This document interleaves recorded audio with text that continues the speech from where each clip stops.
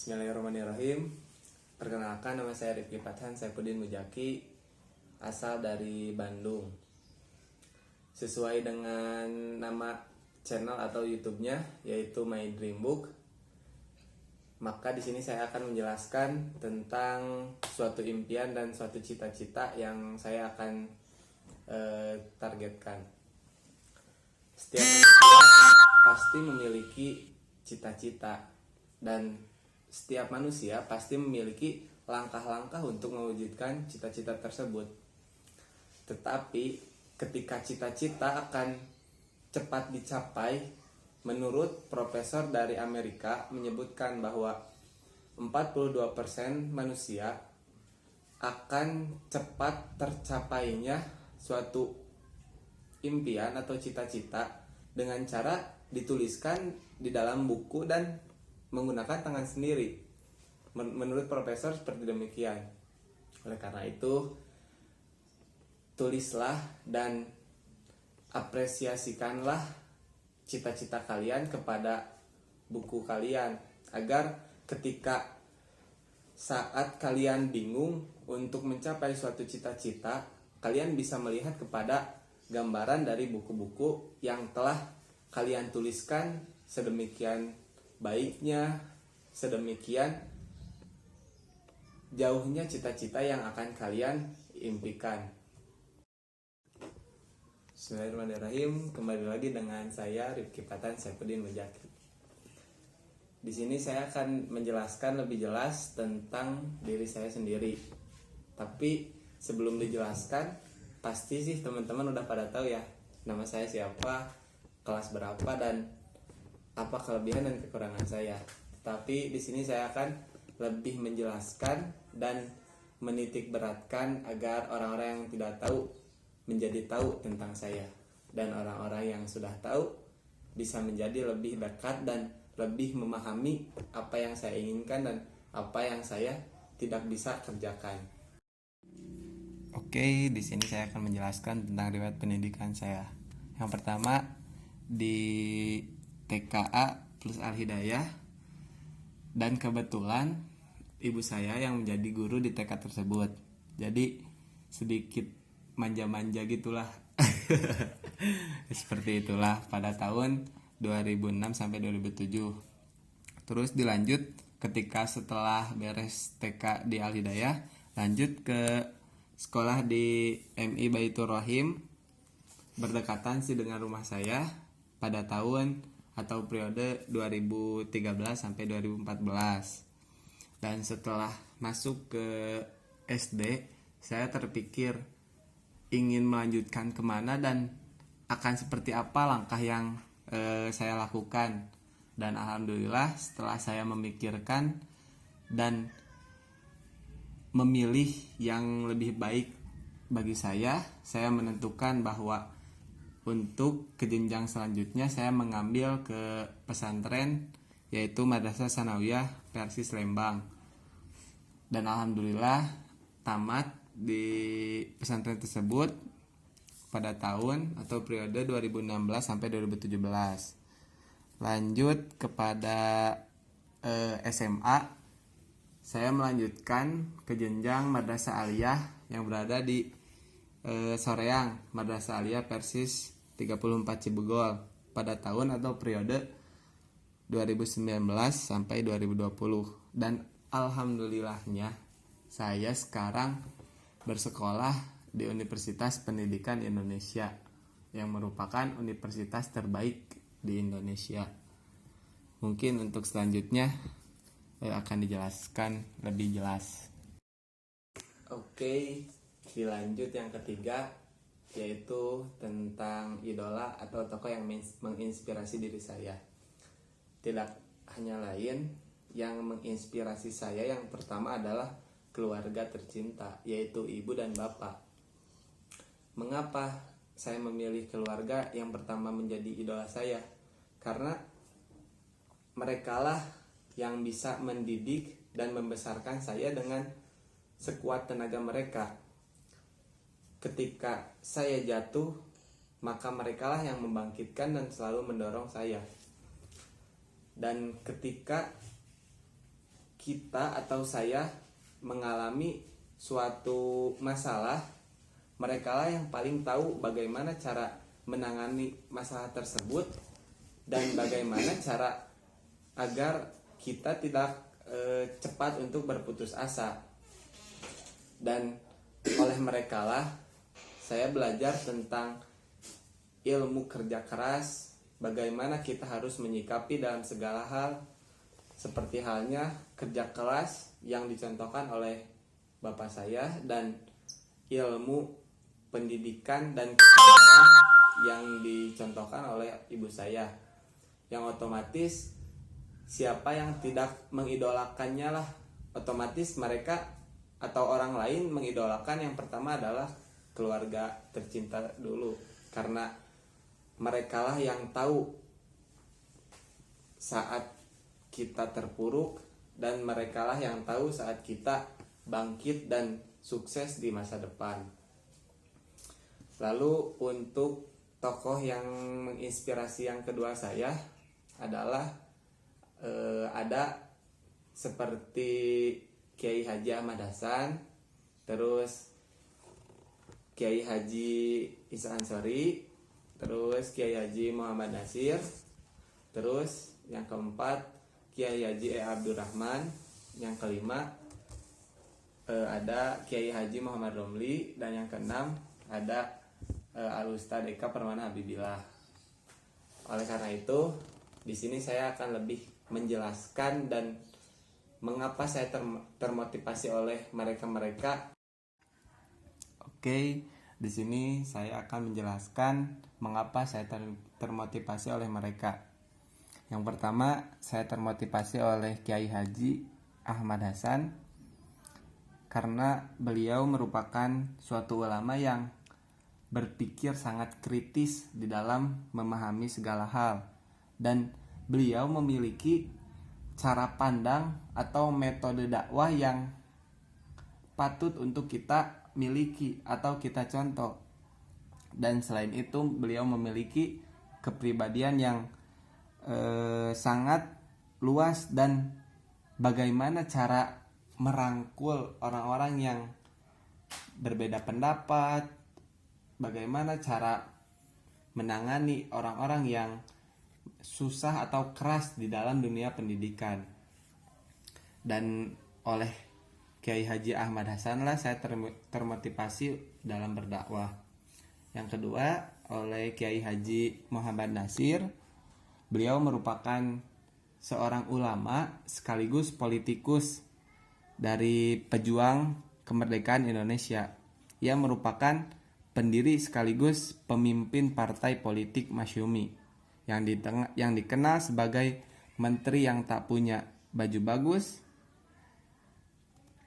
yang tak punya mobil mewah, dan jasnya yang bertambal-tambal.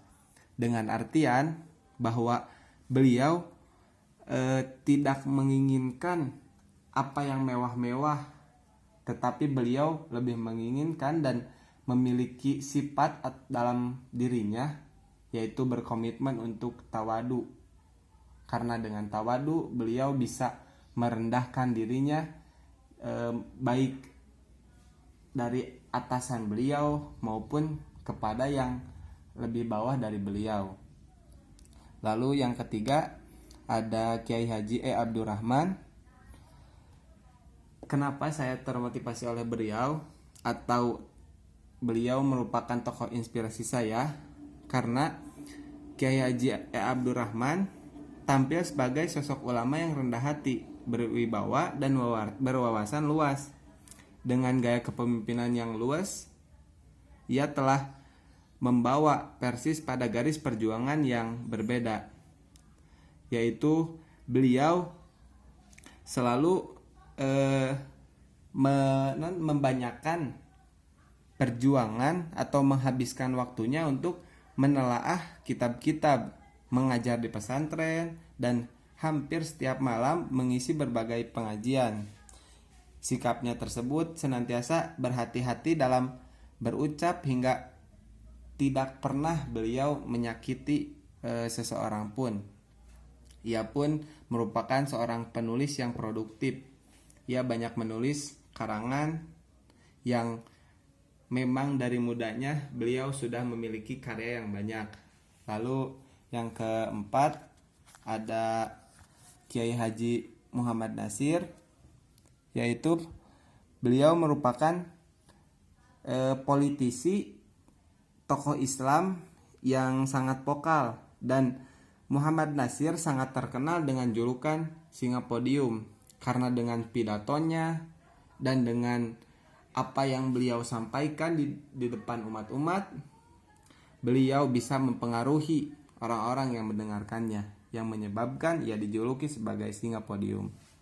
Dan yang kelima ada Kiai Haji Muhammad Romli, yaitu beliau merupakan ulama ahli hadis dan menduduki sebagai ketua Dewan Hizbah di PP Persis. Kenapa saya termotivasi atau terinspirasi oleh beliau?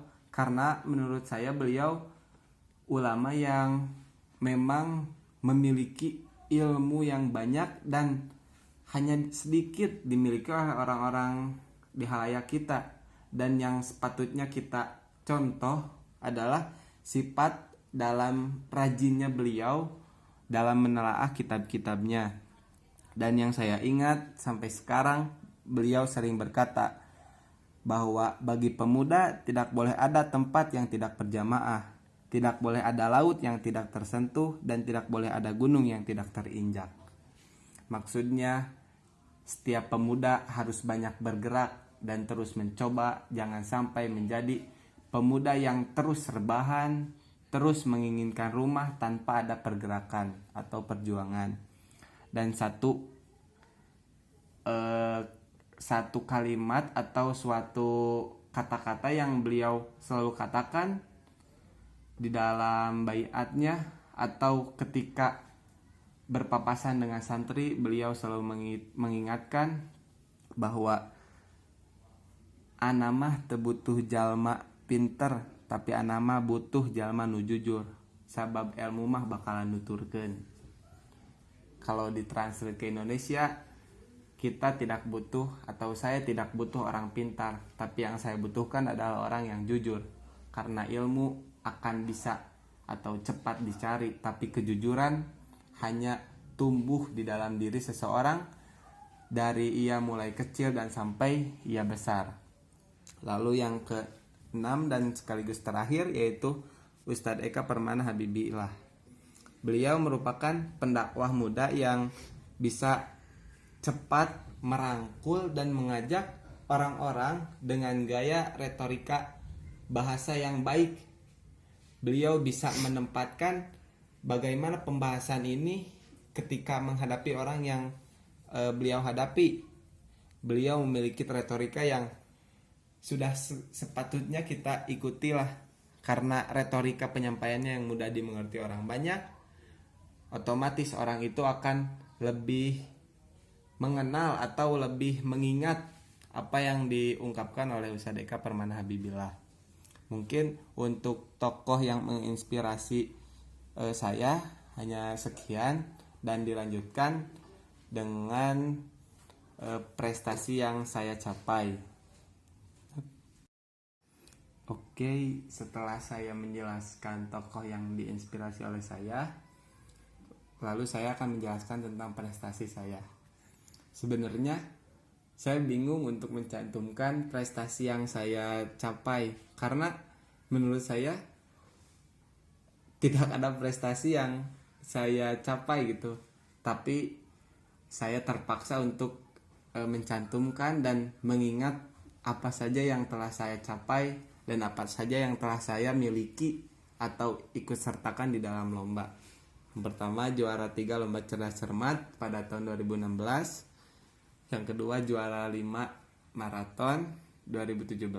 Dan yang ketiga, juara 1 tahfidz Quran 2018. Dan yang terakhir, pada tahun 2020 saya menyelesaikan jiadah 30 juz di Pondok Tahfidz Wadil Quran di Tangerang. Untuk prestasi mungkin hanya sekian, karena saya tidak memiliki banyak prestasi. Oleh karena itu saya lanjutkan ke kelebihan yang saya miliki.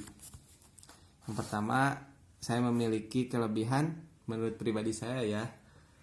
Saya ingin tampil yang lebih baik dari hari yang kemarin. Terus saya memiliki daya hafal atau daya ingat lebih cepat. Terus yang ketiga, saya memiliki kepekaan terhadap sesama manusia yang tinggi. Yang kelima, saya memiliki sifat seperti tidak enakan lah kepada orang lain dan banyak memikirkan orang lain terlebih dahulu daripada diri saya. Jadi seperti halnya ketika saya melakukan ini, apakah orang lain enak atau tidak, padahal mengenakan kepada saya tetapi tidak enak kepada yang lain. Disitulah saya bisa mengambil peran. Dan yang keenam, saya lebih suka mentargetkan di dalam suatu hal. Dalam suatu kehidupan, saya lebih menginginkan dan lebih senang ketika saya bisa mentargetkan sesuatu. Dan ketika saya bisa mencapai sesuatu yang ditargetkan, ada kepuasan tersendiri lah untuk menuliskan target yang lain.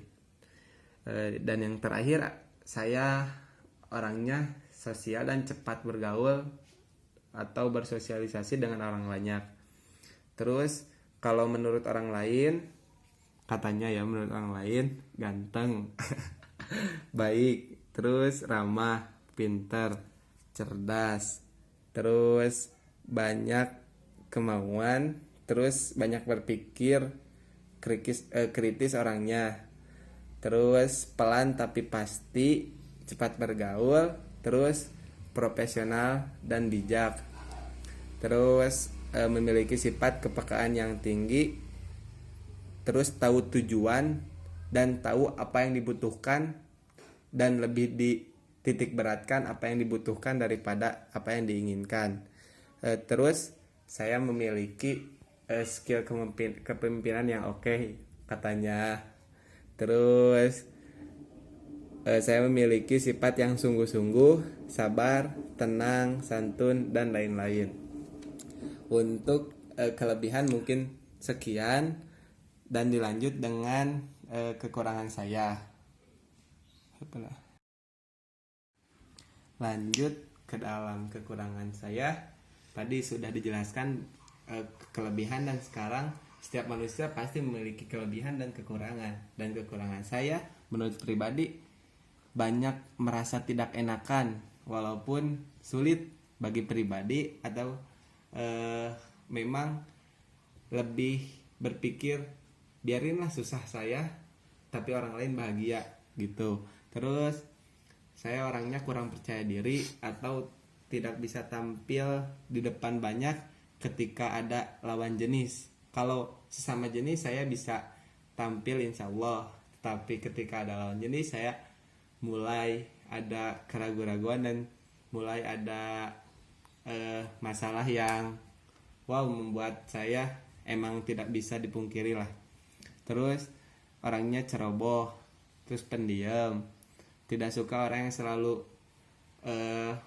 memerintah lah, tapi dianya tidak bergerak, jadi hanya bisa memerintah tanpa beliau bergerak gitu. Terus yang terakhir, kurang speak up atau sering menunda-nunda pekerjaan. Kalau menurut orang lain, kurang tampil di depan layar, kurang percaya diri, terlalu care terhadap orang lain, ingin menang sendiri, cuek, kadang teledor, dan terlalu pesimis.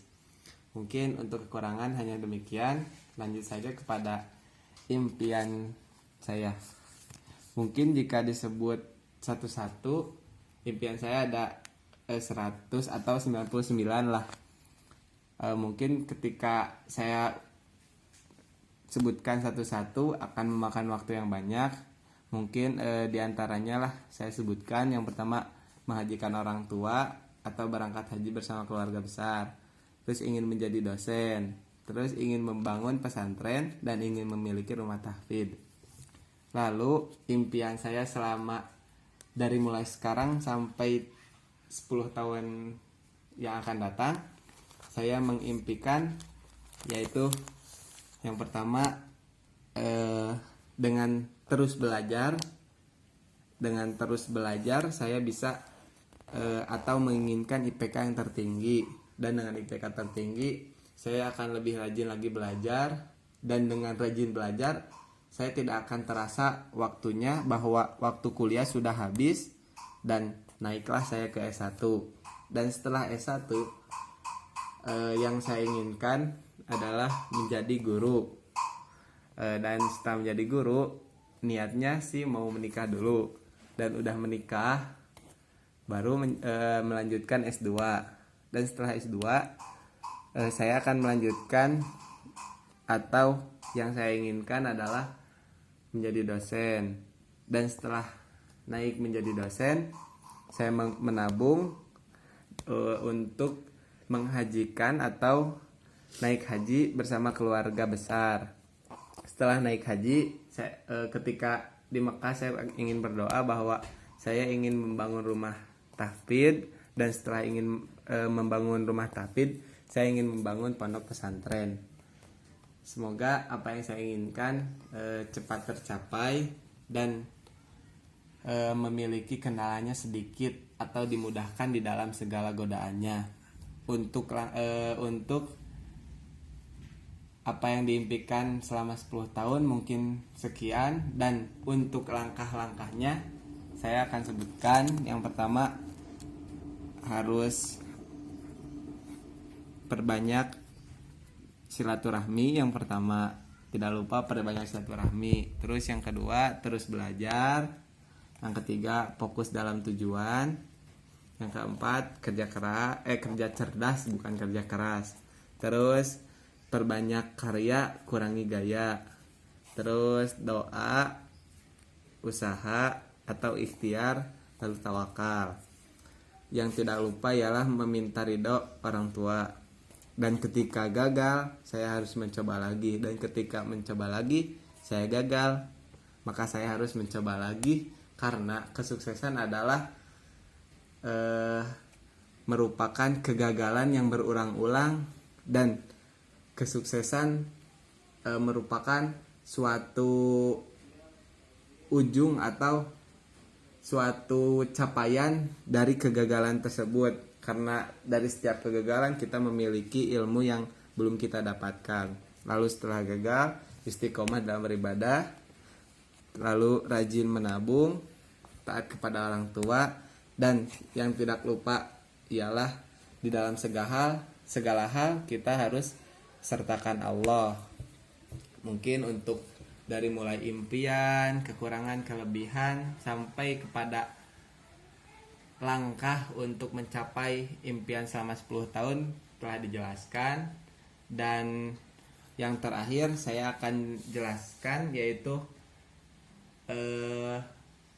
untuk apa saya membuat Dreambook, dan seperti apa setelah saya membuat Dreambook.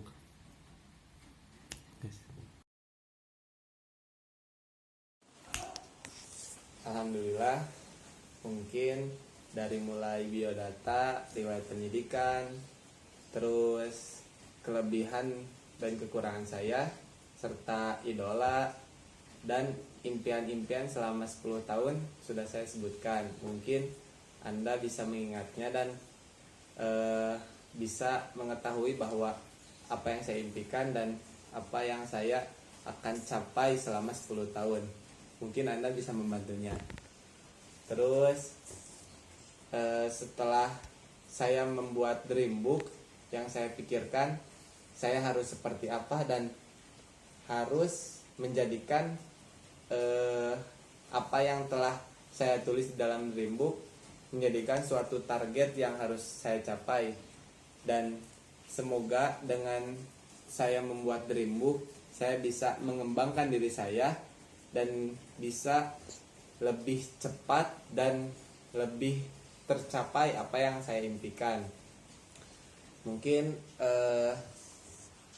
kata atau suatu kata untuk mahasiswa, bahwa mahasiswa atau pemuda tidak boleh ada tempat yang tidak berjamaah atau harus senantiasa dalam kumpulan, dan tidak ada laut yang tak tersentuh dan tidak ada gunung yang tak terinjak. Maksudnya manusia atau mahasiswa harus senantiasa mencoba dan selalu mencicipi hal-hal yang baik dan yang baru, karena dengan mencoba kita akan mengetahui hal-hal yang sebelumnya kita tidak ketahui. Mungkin hanya sekian dari saya. Terima kasih kepada kalian semua telah menonton video saya, dan yang lebih khususnya kepada Bapak Saiful Anwar, terima kasih telah membimbing anak-anaknya agar senantiasa mengembangkan apa yang ia miliki dan agar anak-anak bisa mengetahui apa yang dia punya dari kelebihannya dan kekurangannya. Cukup sekian dari saya. Ditutup dengan doa, Rabbana atina fid dunya hasanah wa fil akhirati hasanah wa qina adzabannar. Assalamualaikum warahmatullahi wabarakatuh.